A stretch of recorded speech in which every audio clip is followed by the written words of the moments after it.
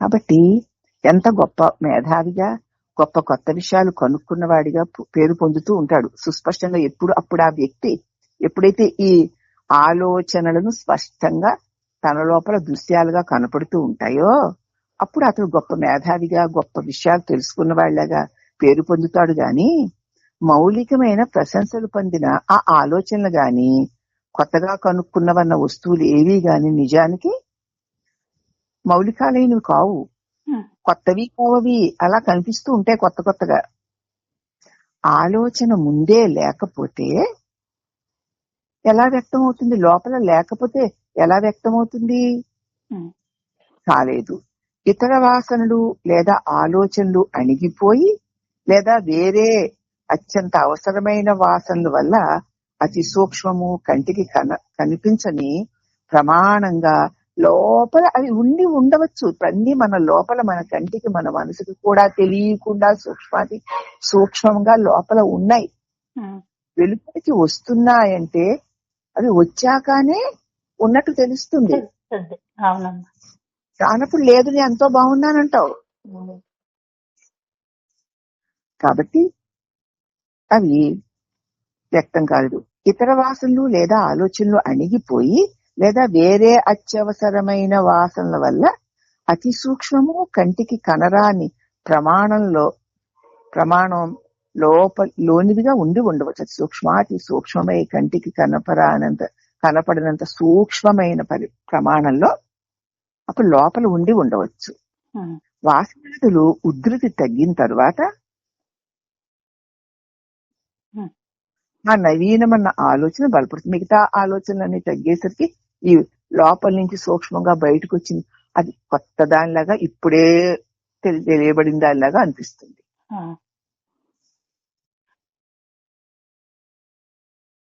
ఏకాగ్రత వల్ల ఆత్మకాంతి దాని మీద ప్రసరించి అది స్పష్టము, విశదము అయ్యి ఉజ్వలము, మౌలికము, ప్రగతిశీలముగా తెలియబడుతూ ఉంటుంది. అంతేగాని నిజంగా అది మొదటి నుంచి లోపల ఉన్నదే. ఏది నీకు గొప్పవి వచ్చినా చెత్తవి వచ్చినా నీ లోపల ఉన్నవే సూక్ష్మాతి సూక్ష్మంగా ఉన్నవి. ఇతర వాసనలన్నీ అల్లకల్లోలంగా ఉన్నప్పుడు అవే తెలియబడుతూ ఈ సూక్ష్మమైన వాసన గనక లేచి వీటిలన్నిటిని తోసుకుని ముందుకొస్తే ఇంతకు ముందు ఉన్నవని పాతవని ఇదేదో కొత్తదని నీకు అనిపిస్తూ ఉంటుంది. ఇవన్నీ నీ లోపల జగాలు, యుగాలు, దేవతలు ఏవైనా సరే నీ లోపల తెలియబడుతున్నాయి అంటే, నీకు తెలియబడుతున్నాయి అంటే నీ లోపల సూక్ష్మాతి సూక్ష్మంగా ఉన్న వాసనలే. ఇట్టి ఏకాగ్రతను యోగ శాస్త్రాల్లో సంయమనము అంటారు. ఈ పద్ధతిలో ఒకరిని కాంక్షలు నెరవేర్చుకోవచ్చు. అప్పుడు దాని సిద్ధి అంటారు. కొత్తగా కనిపెట్టామంటారు చూడు, అవి ఈ విధంగా సాధించినవే. అంతకు ముందు లేని ఇప్పుడు కొత్తగా కనిపెట్టబడినవి అంటారు కదా. ఇప్పుడు అంతకు ముందు లేవు కదా ఈ రేడియోలు, ఈ టీవీలు, ఈ ఫోనులు, ఈ లైట్లు, ఇవన్నీ అంతకు ముందు లేవుగా. లేవమ్మా.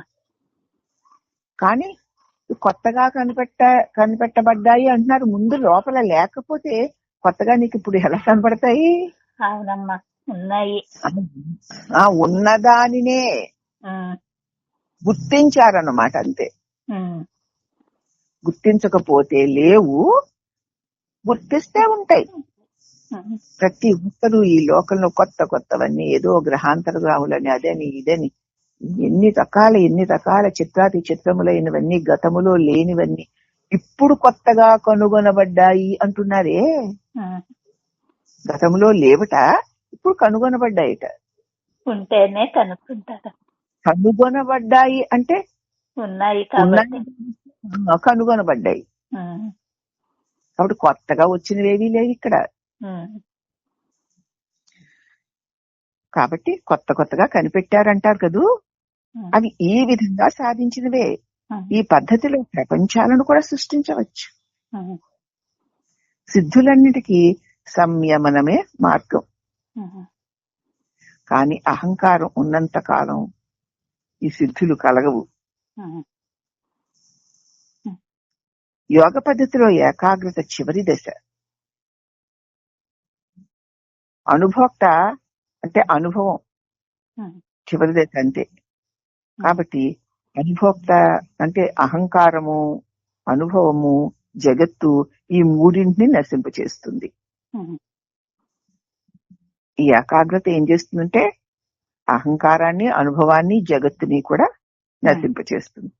కాలక్రమాన పూర్వకామనలెల్లా నెరవేరుతూ ఉంటాయి. ఎప్పుడో తెలియకుండా లోపల ఉన్నవన్నీ ఇప్పుడు అతనికి దాని మీద ఏ విధమైన ఏమీ లేదు, తన స్వరూపం తనకు తెలిసిపోయింది. ఉమ్, కానీ పూర్వం ఉన్న వాసనని ఇప్పుడు నెరవేరుతూ ఉంటాయి. ఉమ్, దానికి ఇంకా ఆయన ఏం ఆశ్చర్యపోతాడు? ఉమ్, ఆహా నాకింత ఉంది అంతుంది ఎలా అనుకుంటాడు? కదా అనుకునేవాడు ఈ- లేదు. ఈ సంయమనం వల్ల కొత్త ప్రపంచాన్ని సృష్టించొచ్చు. ఉమ్, యోగ వాసిష్టంలోని 5వ త్రిపుర రహస్యంలోని గండశైల లోలకం ఇవన్నీ ఉదాహరణలు. ఉమ్, ఒక గండశైలంలోనికి ఒక రాజు గుర్రాన్ని వేసుకుని వెళ్ళిపోయాడు. ఉమ్, అక్కడ కొన్ని వందల సంవత్సరాలు ఉన్నాడు. అక్కడ ఇలాంటి ప్రపంచాలు ఎన్నిటినో చూశాడు అతను. అక్కడ అనేక ప్రపంచాలు, అనేక సూర్యులు, చంద్రులు, జీవరాశులు, పుట్టడాలు, చావడాలు చూశాడు. అలాగే ఎంతో కాలం ఉన్నాడు. ఉమ్, తర్వాత మళ్ళీ తిరిగి గండశైలి నుంచి బయటకు వచ్చేసరికి ఆ లోకాలన్నీ పోయాయి. మళ్ళీ ఈ లోకంలో ఉన్నవాడయ్యాడు. ఉమ్, కాబట్టి త్రిపుర రహస్యంలోని గండశైల లోకము ఇవన్నీ ఉదాహరణలు అన్నమాట. అంటే అవి ఆత్మ సంయమన సిద్ధిలో ఇలాంటివన్నీ వస్తాయి. ఆ శక్తులు లేని వారికి సిద్ధులు అద్భుతాలుగా కనిపిస్తాయి. అటువంటి శక్తి లేని వాడికి ఆ సిద్ధులను చూసి ఆహా ఓహో ఏమిటి ఇది, ఇంకా ఎక్కడా లేనిది, ఎప్పుడూ లేనిది, ఎంత అద్భుతం ఆయన నుంచి జరుగుతోంది అనుకుంటారు. కానీ అవి తాత్కాలికాలు, వచ్చిపోయేది. ఆ నశించే వాటిని ఆశించడం వ్యర్థం కదూ. ఈ అద్భుతాలన్నీ మార్పు పొందని ఆత్మలోనివే. ఆత్మ చైతన్య ప్రకాశ శక్తి వల్లనే ఇవన్నీ కలుగుతున్నాయి. ఆత్మలో ఏ మార్పు లేదు. తన నుంచి ఎన్ని లోకాలు ఉద్భవింపబడి ఎన్ని రకాలుగా పెరిగి తొలగిపోతోన్నా, ఎన్ని అద్భుతాలు వ్యక్తం అవుతోన్నా, ఎన్ని మహాభయంకరమైనటువంటి యుద్ధాలు జరుగుతోన్నా ఆత్మ నిర్వికారంగా మార్పు పొందకుండా సుస్థిరంగా ప్రకాశిస్తూనే ఉంది. ఈ అద్భుతాలన్నీ దానిలోవే, కానీ అది ఇదేవి కాదు. ప్రపంచంలోనిదే కాని వెలుపలిది కాదు. ప్రపంచంలోనిదే గాని బయటిది కాదు. అఖండ వ్యాపక చైతన్యమైన చిన్మయ స్వరూపమైన శాశ్వతమైన ఆత్మలోనిదే ఈ ప్రపంచం. ఆత్మను విడిచి ఏ ప్రపంచానికి గాని, ఏ లోకానికి గాని, ఏ దేవతలకు గాని దేనికి ఉనికే లేదు. శ్రీ రమణ గీతలో 5వ అధ్యాయం 11, 12 శ్లోకాల్లో దీన్నే చెప్పారు. శరీరంలో విశ్వము అశేషము ఉంటుంది. విశ్వం అశేషం ఉంటుంది. అశేషమైన విశ్వము ఉంటుంది. శరీరం నిశ్శేషంగా హృదయంలో ఉంటుంది. శరీరంలో విశ్వము అశేషంగా ఉంటుంది. ఈ శరీరంలో నిశ్శేషంగా హృదయాన అది ఉంటుంది విశ్వము. అందువల్ల సర్వ విశ్వ సంగ్రహ రూపము హృదయము. సర్వ విశ్వం యొక్క సంగ్రహ రూపం ఏమిటి అంటే హృదయమే. ఆ కారణంగా సంయమనము వేర్వేరు సిద్ధులకై శరీరంలో వేర్వేరు స్థానాల్లో చిత్తము ఏకాగ్రము చేసుకుంటే సంయమనం సిద్ధిస్తుంది. వేర్వేరు సిద్ధుల కోసం శరీరంలో వేరువేరు స్థానాల్లో చిత్తమును ఏకాగ్రము చేయడానికి సంబంధించి ఉంటుంది అది. కాబట్టి విశ్వము లేక విరాట్టు సమిష్టిని దేహ పరిధిలో ఇముడ్చుకుంటాడు అన్నారు. ఆ విశ్వాన్ని ఆ విరాట్టు సమిష్టిగా ఈ దేహ పరిధిలో ఇముడ్చుకున్నాడు. ఉమ్, ఇది కాక ప్రపంచము మనస్సు కంటే వేరు కాదు. ఉమ్, మనస్సు హృదయానికంటే వేరు కాదు. కాదు. విడిచిలేదుగా. లేదు. సత్యం యొక్క సర్వస్వము ఇదే. ఉమ్, ప్రపంచము మనసు కంటే వేరు కాదు, మనస్సు హృదయానికంటే వేరు కాదు, ఉమ్, విడిచిలేదు. ఉమ్, కాబట్టి సత్య సర్వస్వము ఇదే. ఈ విధంగా సర్వ ప్రపంచ విషయాలు హృదయములోనివేనో. ఉమ్, అత్తివిత్తను ఉదాహరించడంలో శ్వేతకేతువుకి చెప్పింది కూడా ఈ విషయమే. మూలము ఒక బిందువు, దానికి ప్రమాణాలు లేవు. ఇంతది ఆ బిందువు, ఇంతది అంతదని చెప్పడానికి వీలు లేదు. అది విశాల విశ్వంగా విస్తరిల్లను గలదు, అపార ఆనందంగా కూడా ఉండగలదు. ఆ మూల బిందువు, చిన్న అణురూపములో ఉన్న ఆ మూల బిందువు విశాల విశ్వంగా విస్తరించను గలదు, అపారమైన ఆనందంగా కూడా ఉండగలదు. ఉమ్, ఆ బిందువు అంతటికీ కీలకం. అందుండి ఒక్క వాసన వెడిలి విషయము అంటే నేనుగా, విషయముగా, జగత్తుగా విస్తరిల్లుతుంది. ఉమ్, ఆ మూలంలో నుంచే ఒక బిందువు ఉంది. ఆ మూలంలో ఒక చిన్న చిన్న అణు అంత బిందువు. ఉమ్, అది ఇంతదంతని చెప్పడానికి, చిన్నది ఇంతని చెప్పడానికి వీలు లేదు. అట్టి ఆ చిన్నదే విశాల విశ్వంగా విస్తరిల్లిపోతూ ఉంటుంది. ఉమ్, అనంత ఆనందంగా, అపార ఆనందంగా కూడా అదే ఉండగలదు. ఉమ్, ఆ బిందువే అన్నిటికీ కీలకం.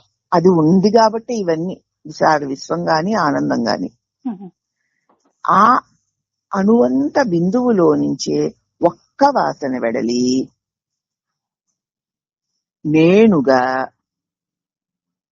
విషయముగా, జగత్తుగా విస్తరిల్లిపోతూ ఉంటుంది. నేనన్న తలం పొదయించిన తోడనే ఉమ్, నేను, ఈ నానాత్వంతో కూడిన ఈ జగత్తు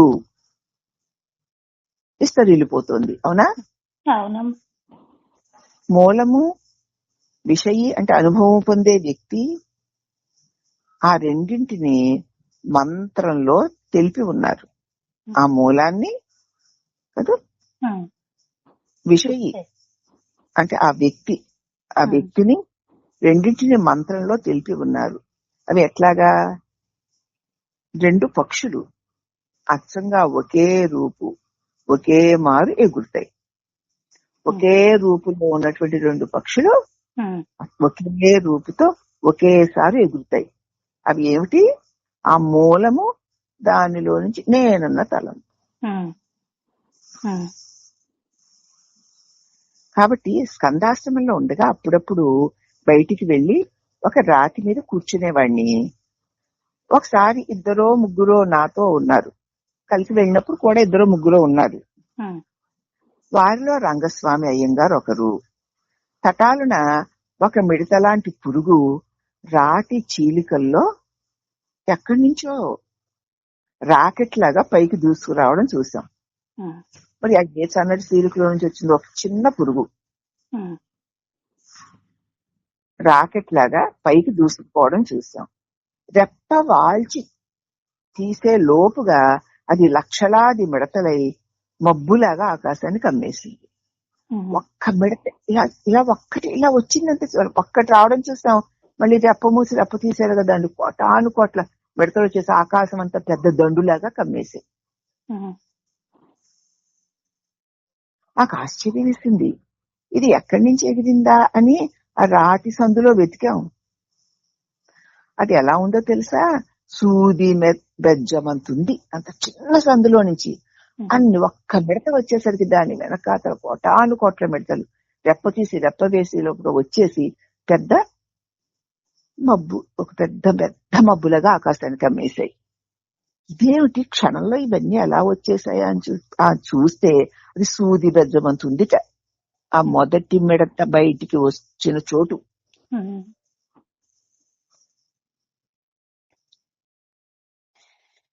దాని నుంచి ఇంత అల్పకాలంలో ఇన్ని పురుగులు లేవడం అసంభవమని అనిపించింది. మరి అదిగో ఆ మూలంలో కదా, ఆ మూలంలో ఒక చిన్న బిందుగా లేచి నేను అని అంతే. అంతే. అవునమ్మా. స్థిరమైన విశ్వం విస్తరించి వ్యాపించిపోయింది. ఏమి ఆశ్చర్యం. అలాగే ఈ అహంకారం ఒక ర్యాకెట్ లాగా దూసుకొచ్చేసి క్షణంలో విశ్వంలాగా మారిపోతుంది. ఇదే విశ్వరూప సందర్శనం అంటే. కాబట్టి వీటన్నిటికీ హృదయమే కేంద్రము. దాన్ని విడిచిపెట్టి ఏ వ్యక్తి ఎప్పుడు ఉండనే లేదు. దానికి దూరమైతే అతడు మృతుడే, లేనివాడే. వేరువేరు సమయాల్లో వేరువేరు కేంద్రాల నుండి జీవుడు వ్యవహరిస్తాడని కొన్ని ఉపనిషత్తులు అన్నాయి గాని హృదయాన్ని వదిలి జీవుడు ఎక్కడికి పోడు. ఆ కేంద్రాలన్నీ వ్యాపార స్థానాలేను, వ్యవహారాలు చేయడానికి ఏర్పరచుకున్న చోట్లవన్నీను. వేదాంత చూడమణిలో చెప్పబడింది, కట్టుకొయ్యకి కట్టిన ఆవులాగా హృదయానికి ఆత్మబద్ధమై ఉంటుంది. దాని సంచార స్థానం నియమించేది కట్టిన తాడు, దాని పొడవును. అవునా? దాని భ్రమణాలన్నీ కట్టుకొయ్య చుట్టే ఉంటాయి కదా. గడ్డిపోచపై పాకుతున్న జలూకము పోచ వరకు వచ్చి మరొక ప్రాపు వెతుక్కుంటుంది. గడ్డిపోచ మీద పాకుతోంది ఒక చిన్న పురుగు. అది దాని చివరికి వచ్చేసాక మరొక, అది చివరికి కింద వస్తే పడిపోతుంది కదా, మరొక ఆలంబన ఏదైనా దొరుకుతుందా అని వెతుకుతుంది. అది దొరికే వరకు అది ఆ గడ్డిపోచ కొసకు వెనుకటి కాళ్ళు పట్టుకొనే ఉంటుంది. బొంగలి పురుగు కొస దొరికే ఈ కొసని వెనకాలతో పట్టుకునే ఉంటుంది. ముందు దేహాన్ని ఎత్తి మరొక ఆసరా దొరికేదాకా ఊగుతూనే ఉంటుంది. ఇదిగో ఈ ఆత్మ సంగతి కూడా అంతే. అది హృదయాన్ని పట్టుకునే ఉంటుంది. అవసరాన్ని బట్టి ఇతర స్థానాల్లోకి వెతుక్కుంటూ వెళ్ళి సంచరిస్తుంది. కానీ దాని వ్యాపారాలన్నీ హృదయం చుట్టూరానే జరుగుతాయి. దాని స్థానం అదే, దాన్ని విడిచిది ఉండలేదుగా. దాన్ని పట్టుకుని మిగతా వాటిలో ఎప్పుడైతే గొంగళి పురుగు ఒక కొసను పట్టుకుని రెండొక కొస కోసం వేలాడుతూ అన్నిటి చుట్టూ తిరుగుతుందో, ఎలాగ మొదటి కొసను విడితే తాను ఉండలేదో, అలాగ హృదయమును విడిచి నేను అనేటువంటి ఆత్మ వ్యవహారం ఎక్కడ జరిగితే ఒక కట్టురాడికి కట్టేసినటువంటి ఆవు యొక్క తాడి ఎంత ఉందో అంత లెక్కే తిరగలదు గనక మించి తిరగలేనట్లు హృదయం చుట్టూ ఏదో ఏదో వెతుక్కుంటూ అలా అలా అలా తిరుగుతుందే తప్ప హృదయాన్ని విడిచి ఈ నేనన్న వాడికి ఉనికి లేదు అని ఇక్కడ అర్థం. కాబట్టి నేను అనేటువంటి సూక్ష్మాతి సూక్ష్మమైన అణువంత చిన్న కదలిక ఈ పెద్ద విశ్వ సృష్టికి కారణం. అది ఇదే చెయ్యలేదు. ఇది హృదయ చైతన్యమును ఆశ్రయించి కదా, గతపు వాసనలకు అనుగుణంగా వాటిని కల్పించుకొని విహరించి ఆ విహరించడానికి కూడా హృదయం అనే మూల స్థానమును వదలకుండా విహరిస్తూ ఉంటుంది. ఎంత విహరించినా తన మూలమును విడిచి అది లేదు. కాబట్టి ఈ నేను అన్నవాడి మూలము అనంతమైన ఆ పరమాత్మయే. పరమాత్మ విడిచి ఏది లేదు. ఏది ఉన్నా అది వాసనలకు అనుగుణంగా అలా అలా ఉన్నట్టు కనిపించేదే తప్ప ఆధారమైన మూలమైన పరమాత్మను విడిచి ఏదీ లేదు. ఇంకా చాలా వివరణగా ఉంది సందేశము, చాలా పెద్దదై ఉంది. ఇక్కడితో ఇది అయిపోయిందమ్మా. కాబట్టి హృదయమును విడిచి అంటే పరమాత్మను విడిచి ఈ నేను అనే తలంపు రూప, ఈ స్వల్పమైన తలంపు రూప జీవాత్మ వాసనలకు అనుగుణంగా అనేక జగత్తులను కల్పించుకొని విహరించుగాక కాని తన మూలమును విడిచి అది లేదు. విహరించి విరమించి తనలో తాను రమిస్తుంది. ఉహు. అవునా? అవునమ్మా. అంతే. ఉహు. నేను అంటూ నువ్వు విరించివి, ఉహు. విరించివై విహరించి విహరించి విష్ణువువి, విరమించి విరమించి శివుడివి. ఉహు.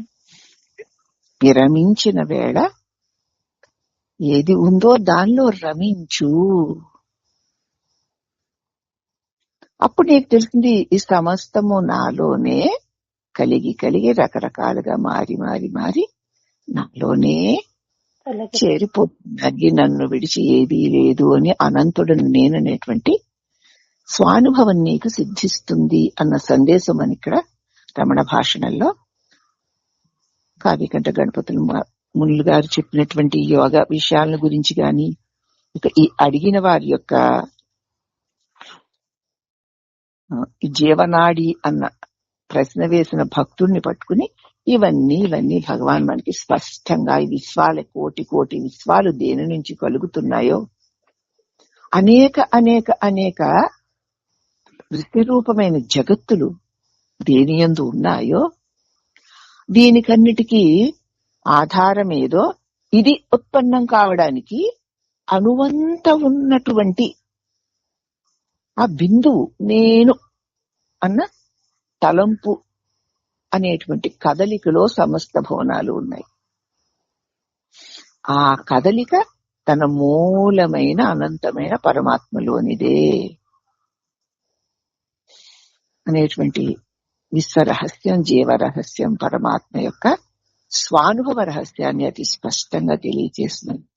అఖండ తేజోమయ స్వరూపులైన స్వయం ప్రకాశమానులైన శ్రీ రమణ సద్గురుదేవులకి శతసహస్ర కోటి వందనములు. బ్రహ్మము బ్రహ్మమునకు నమస్కరించుచున్నది. హరి ఓం నమః.